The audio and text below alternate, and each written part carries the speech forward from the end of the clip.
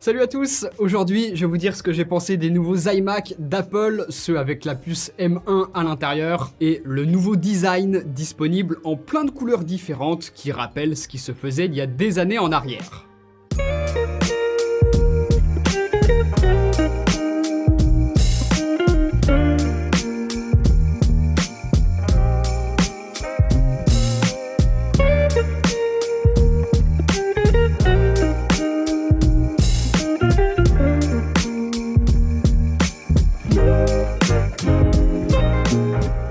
L'iMac, c'est l'ordinateur tout en un d'Apple.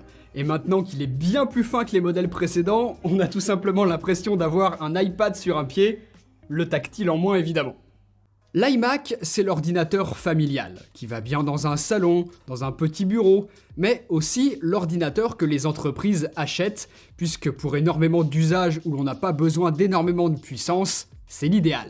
Tout est intégré dans une machine légère. Peut-être même un petit peu trop légère, puisque si l'on se prend les pieds dans le câble, ça risque de coûter cher car le magnétisme qui retient le câble d'alimentation est très puissant. On est loin du MagSafe et j'aurais pas été contre un petit peu de poids en plus pour éviter ce souci. Apple a clairement privilégié l'esthétique. Vu de côté, la finesse est impressionnante, et à part le cordon d'alimentation, on n'a aucun câble qui sorte de partout, puisque même l'Ethernet est intégré dans le bloc d'alimentation si l'on choisit cette option. C'est super bien pensé. Par contre, l'entrée de gamme va pour certains manquer de ports pour les périphériques, puisque sur le modèle le moins cher, on a seulement 2 ports Thunderbolt 4 en USB type C placés au dos de l'iMac. Ça laisse très peu de possibilités. Le modèle un petit peu plus cher, lui, aura 2 ports USB 3 en plus des 2 Thunderbolt 4, donc pensez-y au moment où vous faites votre configuration, en fonction de ce que vous avez envie de pouvoir brancher à votre iMac. Sinon, passé ces petites différences extérieures, le design des nouveaux iMac a totalement été revu. Nouvelle couleur, contour blanc autour de l'écran, nouvelle webcam, haut-parleurs et micros nettement meilleurs, mais surtout le plus flagrant, une finesse assez incroyable. Quand je vous disais que c'était un iPad sur un pied, regardez, il est à peine plus épais qu'un iPhone, et tellement fin que la prise jack a dû être placée sur la tranche plutôt qu'au dos, sinon le connecteur était plus épais que l'écran. Tout ça, ça lui donne un bon coup de jeune à cet iMac, parce que l'ancien design, c'est vrai, commençait à dater. Grâce notamment au nouveau processeur M1, Apple a miniaturisé tout l'ensemble de la carte mère et des composants pour que le tout puisse tenir sur le bas de l'iMac. Tout le reste, quasiment, c'est du vide, pour faciliter la circulation de l'air, et seuls les composants du système audio prennent encore un petit peu de place ailleurs. Donc si techniquement c'est très bien réalisé tout ça, du coup, ce gros menton sur le bas qui abrite la carte mère, c'est certainement le plus gros reproche que l'on peut faire au design de cet iMac. C'est gros, c'est vide, on n'a plus le logo Apple qui était là avant, et certains se serviront de tout cet espace pour coller des post-it, j'imagine. Ils auraient très bien pu mettre les composants derrière la dalle plutôt qu'en dessous, l'iMac aurait été un tout petit peu plus épais, mais il resterait quand même extrêmement fin. Mais si Apple n'a pas fait ça, c'est certainement pas parce qu'ils savent pas le faire, c'est tout simplement parce que comme ça, cet iMac, il est reconnaissable entre mille. Que ce soit l'iPhone ou l'iMac, on les reconnaît au premier coup d'œil. Et c'est ça qui compte le plus pour Apple, peu importe le fait que l'on trouve ça pas toujours très esthétique. Et enfin, 2 autres points qui, moi, m'embêtent un petit peu. Si on aime pouvoir ajuster son écran de côté, en hauteur, même le faire pivoter à la verticale, pourquoi pas, eh bien, on ne pourra rien faire de tout ça sur un iMac. Moi, je le trouve vraiment trop bas. J'aurais aimé qu'au moins il puisse s'ajuster en hauteur sans qu'on soit obligé de mettre un support en dessous, mais Apple a comme souvent privilégié le look à la fonctionnalité. Je le trouve pas toujours très pratique, mais je dois bien avouer qu'il a de la gueule. C'est un nouveau design qui devrait beaucoup plaire. En termes d'ingénierie et d'esthétique, l'iMac ça a toujours été une référence. C'est génial, mais c'est génial tant que ça marche. À l'intérieur, tout est soudé, donc pour accéder aux composants, il faudra enlever l'écran, décoller la dalle, donc autant vous dire que ça va coûter cher et qu'on va certainement pas le faire soi-même. Sur les modèles d'ancienne génération, c'était déjà le cas, mais sur certains modèles, on pouvait augmenter la RAM par exemple, en rajoutant soi-même des barrettes via une trappe au dos. Là, non. La config que vous allez choisir, ce sera votre config définitive. Donc vous avez intérêt à parfaitement évaluer ce dont vous aurez besoin au moment où vous faites votre achat. Je pense par exemple à si vous comptez utiliser des SSD externes. Sur les Mac M1 tous les Mac M1, hein. D'ailleurs pas seulement l'iMac M1, on a encore des soucis de contrôleur USB et certains SSD seront jusqu'à 2 fois moins rapides sur un Mac M1 que ce qu'ils sont sur un Mac Intel. Voilà, donc si vous avez à la fois besoin de gros stockage et de rapidité, pensez bien à prendre beaucoup d'espace de stockage intégré dans cet iMac M1. Et justement, si vous avez besoin de libérer de l'espace de stockage sur vos disques, c'est le moment parfait pour vous parler du sponsor de cette vidéo, CleanMyMac. C'est un petit outil qui regroupe plein de fonctions très pratiques, par exemple ici le télescope, qui va permettre de scanner l'entièreté de votre disque et de vous afficher quels sont les fichiers les plus gros et surtout où est-ce qu'ils se trouvent, pour qu'ensuite vous preniez la décision d'en supprimer certains ou pas, par exemple d'anciens fichiers vidéo de série au fin fond de votre disque dur qui ne vous servent plus à rien. Vous avez aussi un outil qui permet de nettoyer spécifiquement le système en supprimant par exemple les gros fichiers temporaires. On peut cibler aussi explicitement les copies de pièces jointes qui ne servent plus à rien et qui prennent de l'espace sur les disques. CleanMyMac embarque également un outil de détection de malware. Ici, par exemple, il m'a détecté un malware que je peux éliminer du système. Donc soit vous utilisez ces petits outils spécifiques, soit vous faites une analyse intelligente, la plus simple, la plus efficace. Ça regroupe ce que je vous ai montré juste avant, et à la fin de cette analyse intelligente, vous aurez une liste de tous les gros fichiers volumineux potentiellement inutiles, et ce sera à vous de décider, en les cochant ou les décochant, ceux que vous souhaitez définitivement supprimer du système. Par exemple, moi j'ai plusieurs gigas de fichiers de cache que je peux totalement supprimer de mon disque, ça me fera de l'espace en plus, des fichiers de langue inutiles. Bref, vous voyez qu'au final, j'élimine des malwares, je libère de l'espace. Moi, c'est une petite manip que je fais très régulièrement, et si ça vous intéresse aussi, je vous laisse regarder le lien que je vous ai mis juste en dessous en description de vidéo. CleanMyMac, ça fait presque 10 ans que je l'utilise, et je vous le conseille sincèrement. Revenons-en à cet iMac, et je vais faire une petite parenthèse pour vous expliquer pourquoi le tout en un, c'est pas forcément toujours génial, et ce qui fait que moi, j'ai jamais vraiment aimé l'iMac. En tout cas, pour mon utilisation à moi, attention, hein, une utilisation dans un cadre professionnel pour de la photo et de la vidéo. Parce que pour de la bureautique, je pense qu'on sera tous d'accord pour dire que l'iMac, c'est génial. On peut y aller les yeux fermés, on va forcément en être content si on aime macOS. Mais j'ai aussi vu des gens qui disaient que le M1 pouvait être suffisant pour par exemple faire du gros montage vidéo et conseillaient cet iMac M1 dans ce cadre d'utilisation-là. Et si oui, c'est vrai que ça marche, moi, c'est vraiment pas ce que je conseillerais. Quand on est graphiste, photographe, monteur vidéo, tous les métiers où l'on a besoin de puissance, eh bien, on change souvent d'ordinateur. Allez, à peu près tous les 3 ans environ, parce que nos besoins évoluent et qu'on a sans cesse besoin de composants encore plus performants. Par exemple, plus d'espace de stockage, parce que les fichiers avec lesquels on travaille sont de plus en plus volumineux, plus de RAM, de meilleures performances graphiques. Là, avec un iMac, quand un seul de ces composants devient trop limitant pour nous, et ce qui arrive toujours bien plus vite que ce que l'on aurait imaginé, eh bien c'est toute la machine qui ne sert plus à rien, qu'il faut changer, alors que l'écran est sans doute encore très bien, par exemple. Ici, on a un écran 4,5K, une dalle magnifique, très bien calibrée, traitée anti-reflet, avec une excellente luminosité maximale, et cette dalle, on l'a payée dans le prix de l'iMac. Donc lorsque les composants à l'intérieur ne seront plus au niveau, eh bien on se retrouve avec un écran superbe qui lui est toujours au niveau, mais qui sert plus à rien. J'insiste vraiment là-dessus parce que je voudrais pas que vous le regrettiez. Si vous avez un gros besoin de puissance, et même si, oui, aujourd'hui le M1 peut répondre à un certain besoin de puissance, je vous conseillerais toujours d'investir dans du matériel avec un ordinateur dissocié de l'écran. Lorsque vous voudrez monter en gamme soit sur l'écran, soit sur les composants de l'ordinateur, vous pourrez le faire sans tout changer. Et si vous avez besoin de faire une réparation, ce sera pas tout votre setup qui va partir en SAV. Parce que là, si vous devez faire une réparation sur votre iMac, vous n'aurez plus d'ordinateur, plus d'écran, plus de webcam, potentiellement plus de haut-parleurs. Donc il va vous rester clavier, souris, bureau. Vous allez pas aller loin avec ça, et clairement, le tout en un, ça a pas que des avantages. Donc voilà pourquoi je pense que l'iMac n'est clairement pas fait pour tout le monde, mais à partir du moment où on a bien conscience des contraintes qu'a un tout en un, c'est à vous de voir. Si vous êtes ok avec ça, que vous pensez que ça va pas vous déranger, super, l'iMac c'est une machine géniale, vous allez l'adorer, encore plus cette année avec la puce M1 à l'intérieur. Ce qui m'a le plus frappé, c'est l'instantanéité.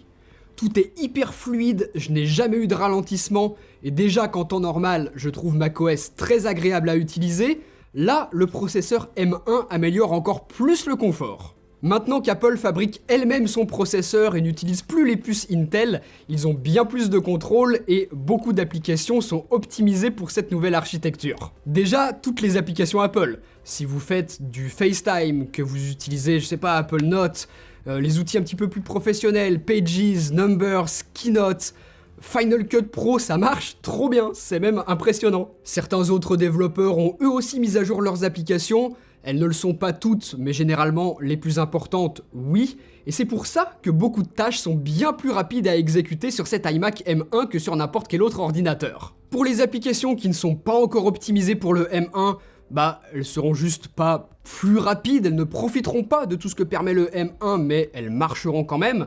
Après, par contre, vous avez certaines applications qui, par contre, ne marcheront pas du tout avec la nouvelle architecture. Moi, je sais que j'ai certaines de mes applications préférées qui ne marchent pas sur cet iMac M1.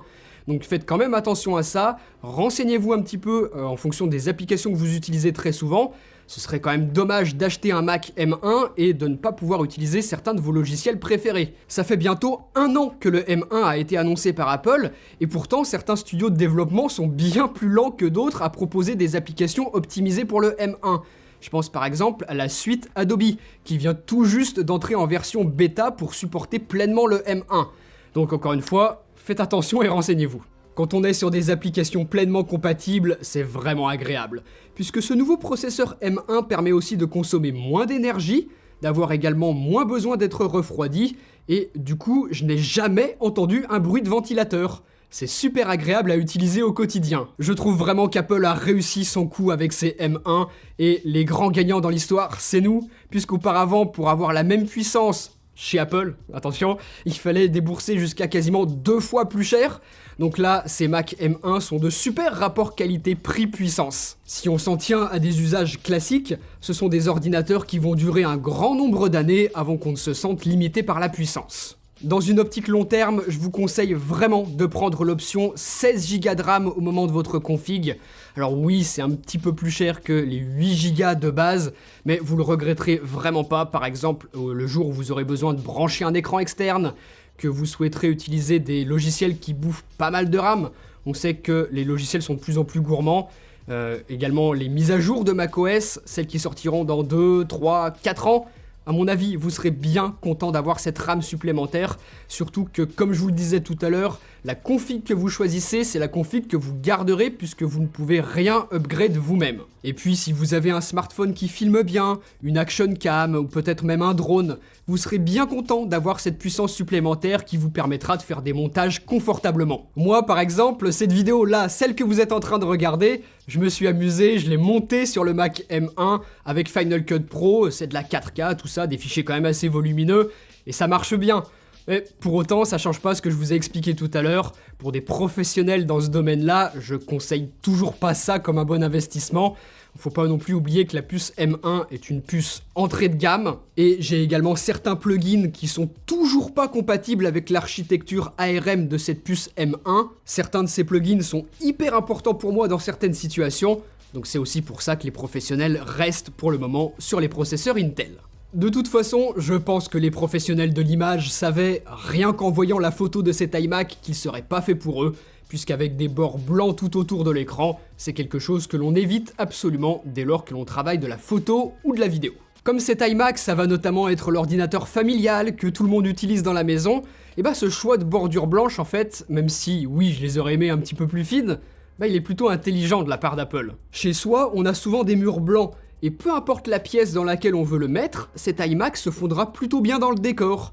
Et en pouvant choisir parmi 7 coloris différents, il devrait pouvoir contenter tout le monde. Les périphériques et les câbles seront de la même couleur que celle de l'iMac, donc c'est joli, moi j'aime bien. Et on a également en option la possibilité d'avoir Touch ID, le capteur d'empreinte digitale intégré au clavier. On pourra s'en servir à la fois pour se loguer, approuver des paiements en ligne et switcher entre plusieurs utilisateurs. Ça marche très bien, c'est pratique, et si je pense qu'on aurait été nombreux à préférer avoir Face ID comme sur l'iPhone, ça aurait été plus transparent à l'usage, faut pas oublier qu'on est sur un Mac entrée de gamme et que finalement c'est plutôt logique tout ça. Par contre, en choisissant de redesigner à peu près tout sur ce nouvel iMac, J'aurais pensé qu'Apple en profiterait pour redesigner également ce qui est potentiellement leur pire design et une belle connerie, la Magic Mouse.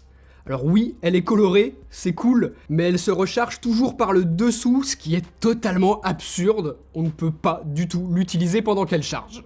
Avec cette contrainte et le fait qu'il faut avoir des mains minuscules pour qu'elle soit à notre taille, moi je la déteste toujours autant cette souris. C'est dommage parce que c'est une des rares erreurs et comme je vous le disais tout à l'heure, Apple a amélioré énormément de choses sur cet iMac. Les haut-parleurs sont meilleurs, il y a également plus de micros et la webcam placée sur le haut est meilleure aussi.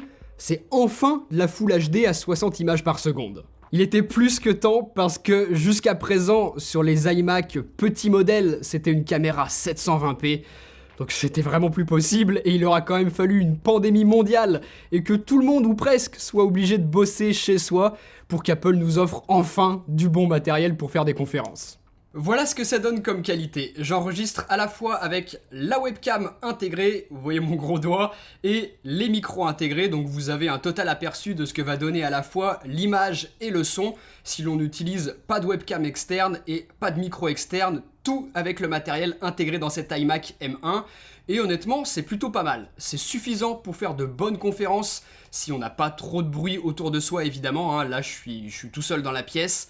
Et la qualité d'image, moi je la trouve bonne. Regardez, j'ai le visage qui est plutôt bien exposé et l'arrière-plan, c'est pas du grand n'importe quoi, c'est pas totalement surexposé derrière alors que j'ai pas la source de lumière en face de moi, elle est dans mon dos et on n'a pas l'arrière-plan totalement cramé alors que, je vais vous montrer, la pièce est quand même relativement sombre. Voilà à quoi ça ressemble. Si je me mets face à la webcam, vous voyez que ça rehausse la luminosité pour que mon visage soit bien exposé, sans totalement détruire l'arrière, donc c'est plutôt pas mal. Moi je regrette simplement qu'on n'ait pas la fonction de suivi des visages que l'on a sur les nouveaux iPad Pro, qui permet, lorsque quelqu'un parle face à la webcam, de suivre ses mouvements, ses déplacements dans la pièce. Sur un ordinateur comme celui-ci, ça aurait été super, puisque dans une utilisation en famille par exemple, où on est plusieurs face à la webcam, à parler peut-être à tour de rôle, que certains ne sont pas forcément proches de l'écran, ça aurait été génial, mais bon, on ne l'a pas, c'est pas que Apple n'a pas voulu l'activer, c'est tout simplement que c'est pas du tout le même matériel de la webcam ici que ce que l'on a sur l'iPad. Donc un petit peu dommage, mais la qualité a quand même nettement été améliorée par rapport à ce que l'on avait en visio sur les précédents iMac, donc c'est déjà plutôt pas mal. L'autre amélioration pour les conférences ou la consommation de contenu, ce sont les haut-parleurs. C'est un système à 6 haut-parleurs. Apple a annoncé que c'est le meilleur son qu'ils ont jamais proposé sur l'un de leurs ordinateurs, donc d'un côté encore heureux, ça aurait été bête de faire pire, mais c'est bien, mais c'est pas non plus exceptionnel. Ça manque de basse, une petite paire d'enceintes fera rapidement mieux, donc c'est aussi ça l'inconvénient de vouloir faire un iMac le plus fin possible. Avec un petit peu plus d'épaisseur, on aurait eu plus de place pour un meilleur système son. Au final, cet iMac M1, si on aime son design et que l'on voit le tout en un comme un avantage plutôt qu'une contrainte, c'est un ordinateur assez réussi. C'est l'entrée de gamme chez Apple, mais pourtant on a des performances d'ordinateur milieu de gamme. Le M1, il est plus performant qu'un Core i3 et à peu près au niveau d'un Core i5. Par contre, au niveau des graphismes, c'est encore loin d'être incroyable, vu qu'en plus, la plupart des jeux ne sont absolument pas portés pour la nouvelle architecture ARM de la puce M1. C'est clairement pas un Mac fait pour jouer, à moins que vous ayez un abonnement à un service de cloud gaming. Pour faire un petit point sur les configs, malheureusement, on grimpe vite dans les prix, puisque le modèle le moins cher est amputé d'un corps graphique, mais plus embêtant, il lui manque aussi les 2 ports USB supplémentaires au dos, la prise Ethernet sur le bloc d'alimentation, et Apple nous enlève aussi Touch ID sur le clavier. Si l'on rajoute toutes ces options et que l'on prend également un petit peu de stockage, mais surtout les 16 Go de RAM quasi indispensables, on se retrouve presque obligé de dépenser 2000 € pour un iMac qui restera pertinent dans le temps. Encore une fois, Apple nous fait pas de cadeaux. Voilà, l'iMac entrée de gamme, ça a toujours été un peu ça, une machine tout en un, faite pour ceux qui ont les moyens, qui veulent absolument macOS sur un ordinateur où on se prend pas la tête puisque tout est intégré. C'est l'ordinateur familial, celui pour les écoles, les cabinets et tous les métiers de bureau où l'on est sur des tâches assez légères et que l'on a en même temps besoin d'avoir un ordinateur un petit peu sexy lorsque l'on reçoit des clients. À vous de voir si ça vous convient ou si vous préféreriez plutôt partir sur un Mac mini qui a exactement la même puissance et autour duquel vous construirez un petit setup sympa avec un écran, des enceintes, tout ça. En tout cas, gardez à l'esprit que tout ça reste de l'entrée de gamme et que pour ceux qui veulent un écran plus grand que les 24 pouces que l'on a ici et plus de puissance, les Mac milieu de gamme et haut de gamme avec plus de puissance et probablement une puce M2, si c'est son nom, devrait pas trop tarder à arriver. Voilà pour tout ce que je pouvais vous dire sur cet iMac. Maintenant à vous de me dire ce que vous avez pensé de tout ça juste en dessous en commentaire. Et si vous appréciez ce que fait Apple, vous avez ici d'autres vidéos que vous pouvez regarder. Et puis moi je vous dis à très bientôt pour une prochaine. Allez, salut!